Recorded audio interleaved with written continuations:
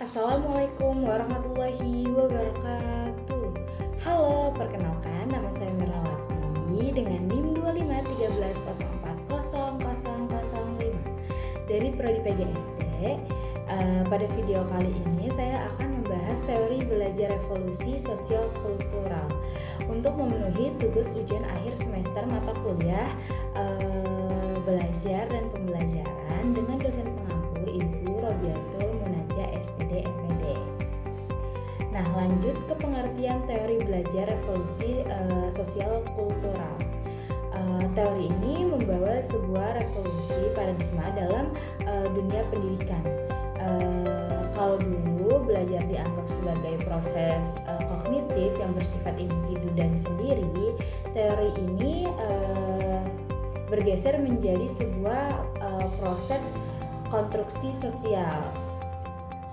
Nah, poin pentingnya itu adalah kecerdasan itu bukan hanya milik otak individu, melainkan hasil dari partisipasi kita dalam budaya.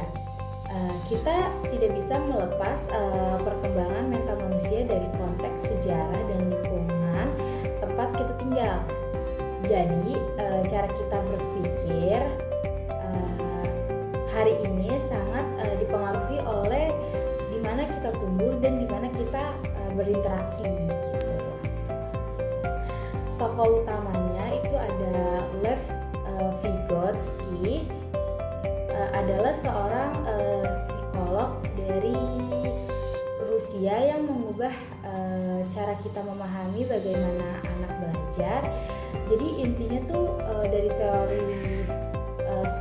teori sosial kultural yang menyatakan bahwa interaksi sosial dan budaya adalah pergerakan utama perkembangan kognitif manusia gitu. Menurutnya kita belajar menurutnya hasil kita belajar itu melalui orang lain dan lingkungan di sekitar kita gitu. Lanjut ke konsep satu, itu ada ZPD.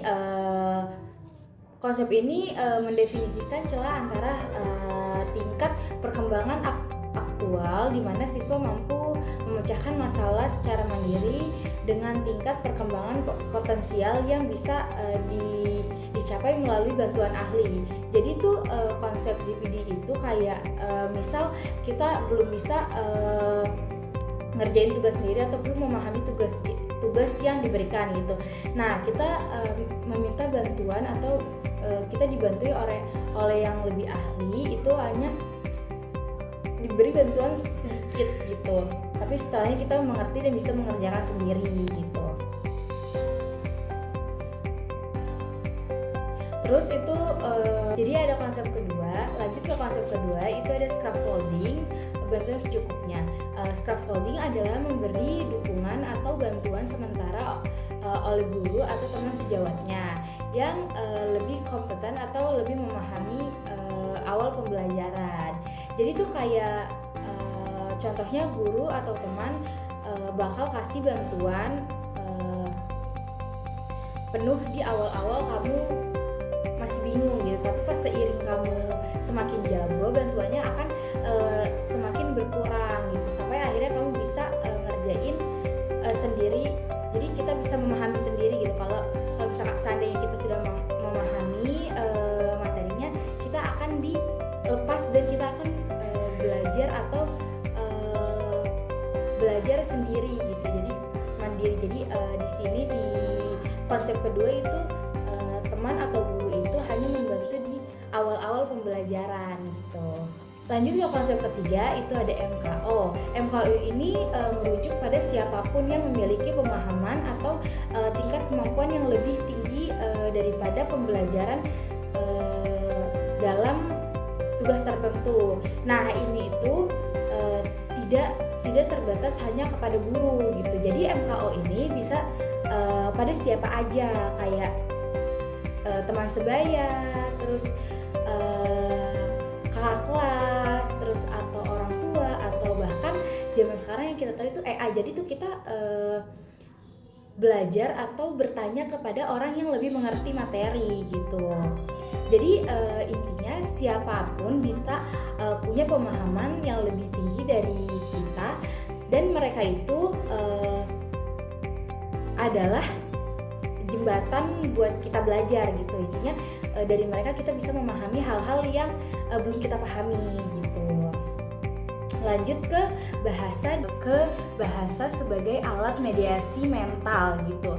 Dalam teori ini bahasa dipandang sebagai alat psikologis utama yang menjembatani interaksi sosial dengan pemikiran pribadi gitu. Prosesnya itu dimulai dari komunikasi sosial, lalu berlanjut ke bicara pada diri sendiri untuk mengatur tindakan sehingga akhirnya menjadi suara batin yang merupakan bentuk pikiran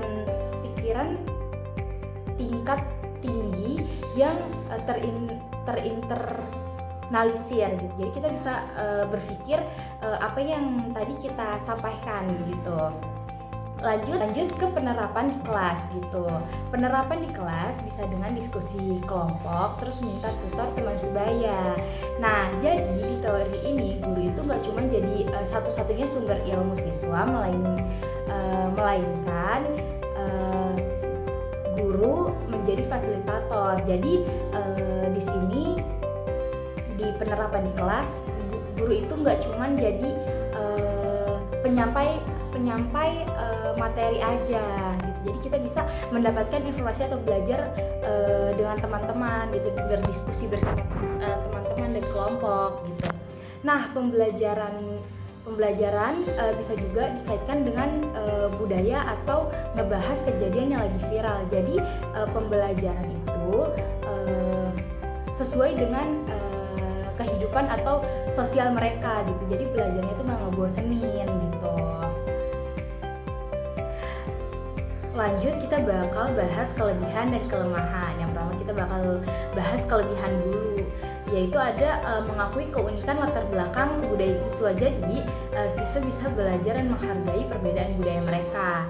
Terus ada meningkatkan keterampilan sosial dan komunikasi. Terus juga ada menciptakan kelas yang demokrasi. Itu bagian dari kelebihan. Nah, di sini kita bakal bahas bagian kelemahan. Kelemahannya itu guru kesulitan menentukan ZPD karena setiap siswa memiliki perbedaan. Tidak bisa setiap siswa itu dipaksa untuk sama gitu. Terus kelemahan lainnya itu membutuhkan waktu lebih lama dibanding metode ceramah. Jadi itu di sini kita jadi harus menentukan satu-satu, harus mengajarkan satu persatu gitu. Karena kan semua anak memiliki metodenya yang berbeda-beda gitu kan. Lanjut ke kesimpulan.